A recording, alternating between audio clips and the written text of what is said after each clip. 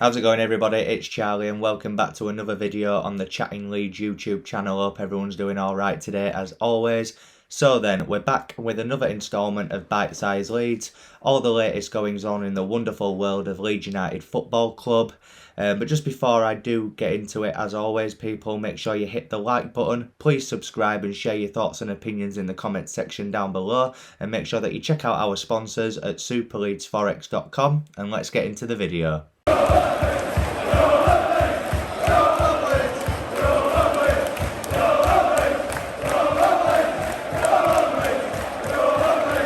So then guys, first up I just thought I'd touch upon a little bit of team news, I guess, ahead of Sunday's game against Burnley, all being well that goes ahead, and that is the news that Patrick Bamford should be okay for this game.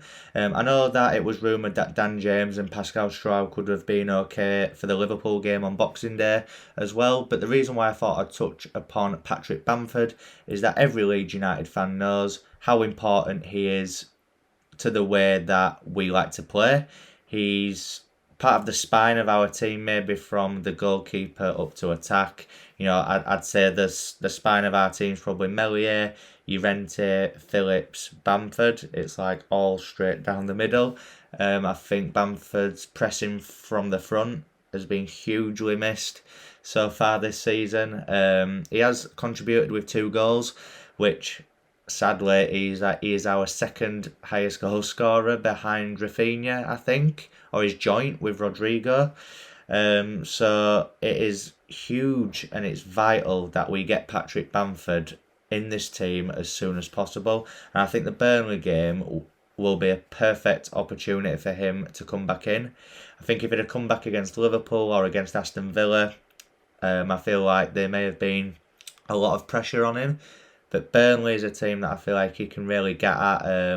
We know that in the first game up at Turf Moor, he likes that physical battle against James Tarkowski. Hopefully he'll be able to win that battle on Sunday, because this game is must win. It's huge.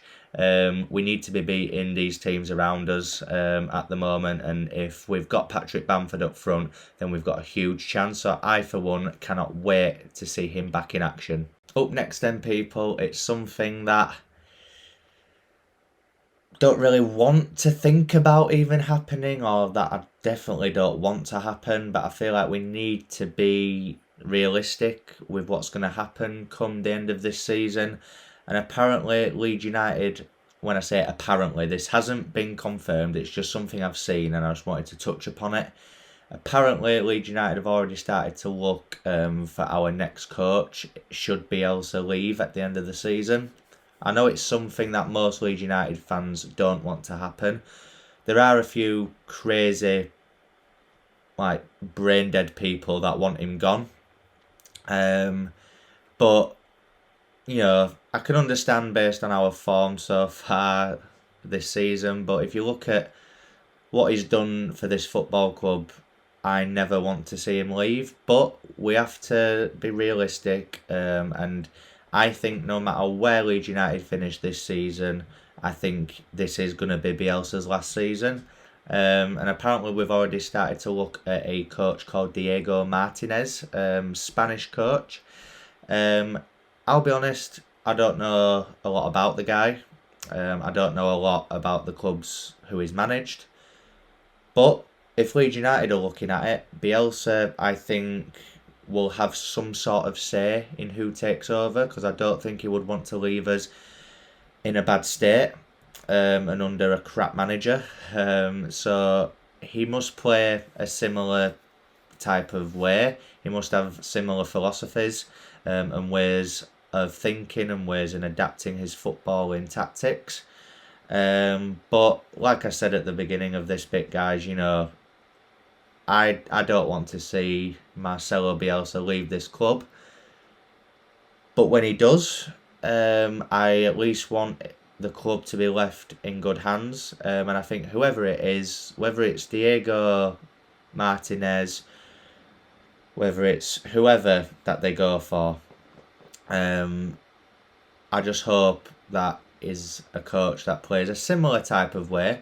And, you know, we can criticise Bielsa's tactics sometimes, but we can still want him as manager. I feel like Bielsa should be a bit more defensive in certain games in this league. Maybe the next coach that comes in will be. But I'm still not going to, say that I want Bielsa gone. If he wanted to stay forever, I would be 100% down with that. Hopefully, though, whether it's Martinez or whoever that they do appoint next, can lead us into the right direction of where we want to go as a football club.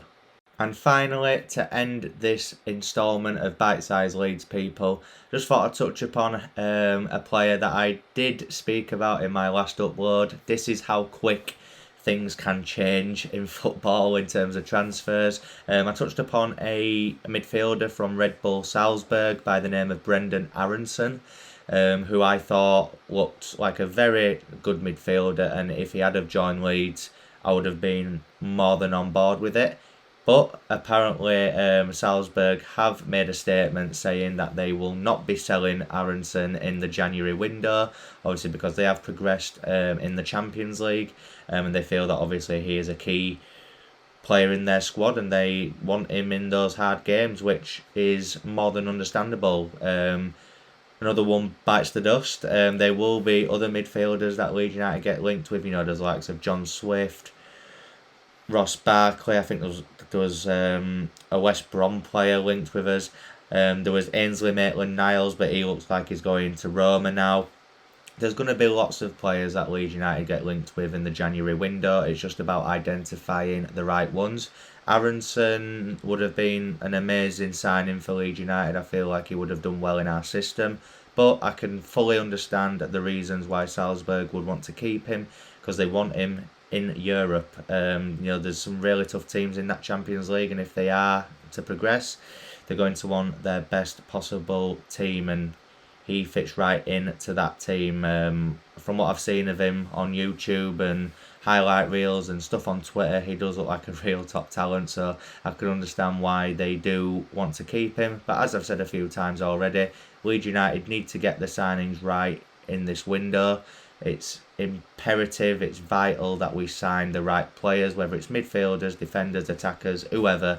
They need to be right for our system, and they need to come in and adapt quickly, because we are in a bit of a scrap. But as I said about the Burnley game, as long as we beat the teams around us, I think we will be fine.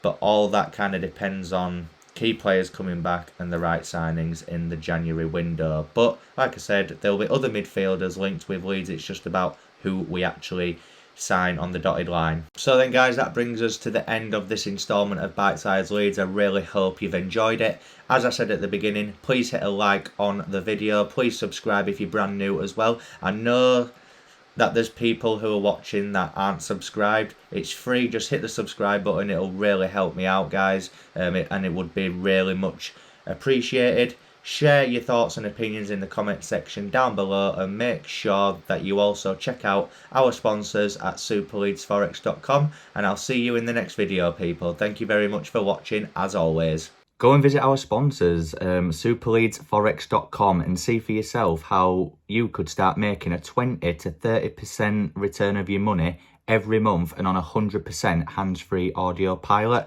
with your very own forex trading robot. There's absolutely no previous trading experience needed, and literally anybody can do it. Better still, you can actually test drive this cash cranking system for yourself on your own PC or laptop, free of charge for 30 days, so you have absolutely nothing to lose whatsoever, people. You can get all the exciting info right now at superleadsforex.com, so go check it out.